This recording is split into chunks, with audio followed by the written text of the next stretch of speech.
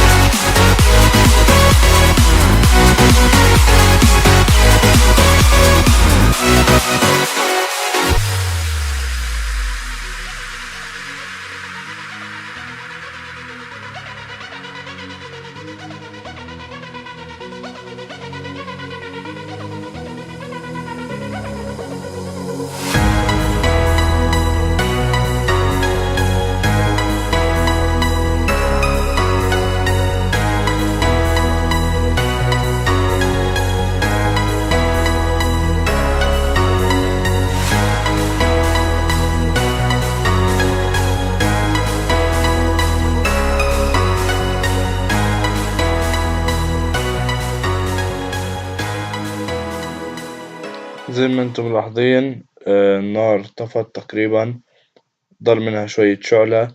ما تبقى عندي اللي هو الفحم الحامي، وهالكيت بدنا ننزل الأكل جوا الزرب. زي ما انتم ملاحظين أنا عندي زي منقل، فصلته عند الحداد، عملته طبقتين، بين كل طبقة وطبقة 15 سنتي ل20 سنتي، وشبك عملته. بقدر أحط تحت في الطبقة التحتها، وبقدر أحط في الطبقة الفوقها. اليوم أنا حطيت 4 دجاجات على الطبقة الفوقها اللي من فوق، ومن تحت حطيت طنجرة حطيت فيها الرز، وما غطيت الطنجرة، غطيتها في كزدير، وعملت ثقوب في الكزدير عشان تنزل المية والطعم من الدجاج يدخل على الرز. وبرضه لفيت بطاطا في كزدير، وحطيت كم من حبة بطاطا. بس ديروا بالكم إنكم تحطوا البطاطا بدون تكشير، لأنه الضغط جوا الزرب راح يخليها تتفجر.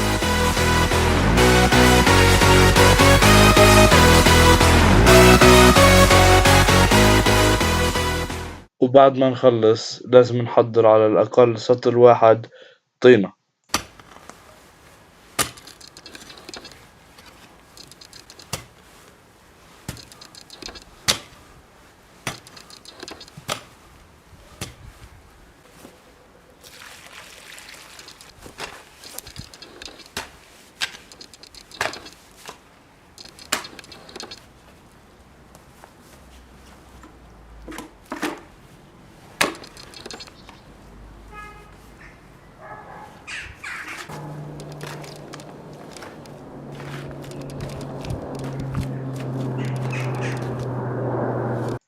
وهالكيت إذا ظل إشي مولع من الحطب اللي حطيناه، يعني إشي صغير، بدنا نشيله عشان ما يعملش دخنة جوا الزرب، وبيطلع طعم الأكل زي كأنه على طعم دخنة من مش زاكي، عشان هيك بدنا نبعد عنها.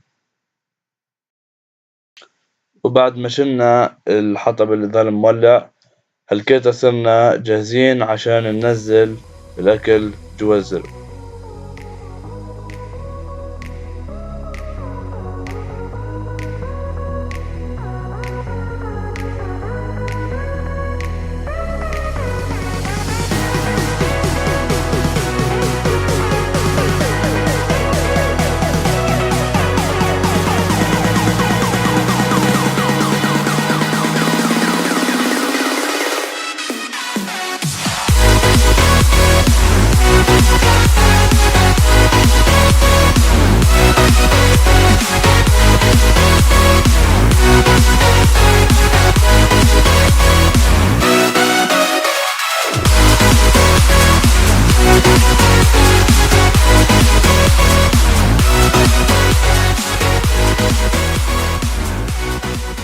وهلكيتها أجا ميعاد استخدام الطينة اللي حضرناها.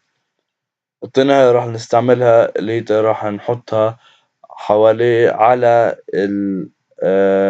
غطاية البرميل اللي حطيناها، عشان ما ينفسش البرميل ويطلع جميع الحرارة لبرا.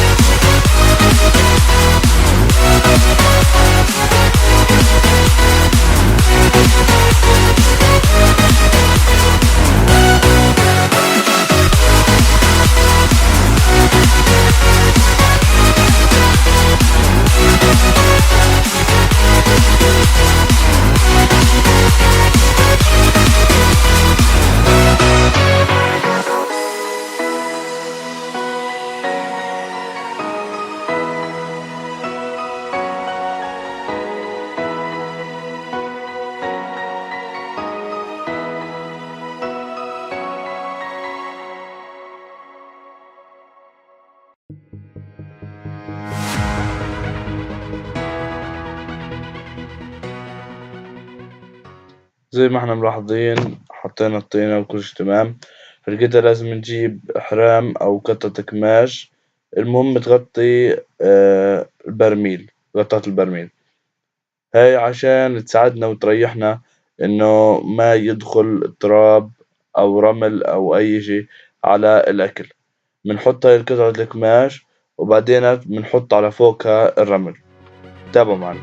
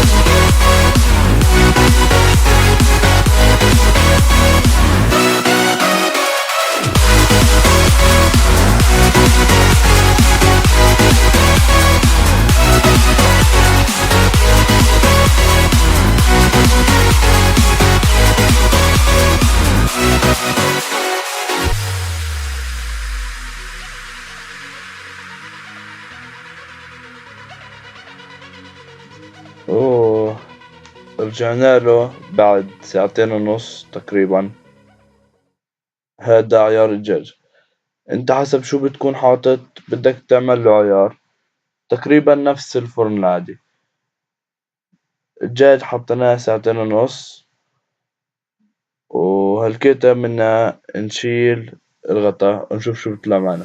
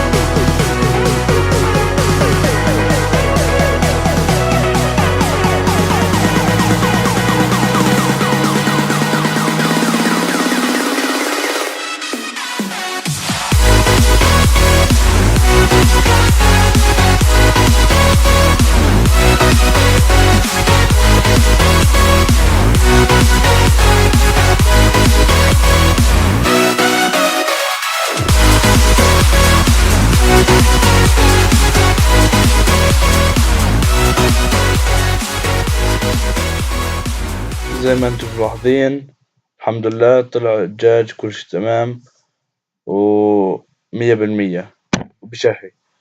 بتمنى ان الفيديو عجبكم، اضغطوا لايك وشير للمزيد من الفيديوهات للطبيعة الفلسطينية. شكرا جزيلا.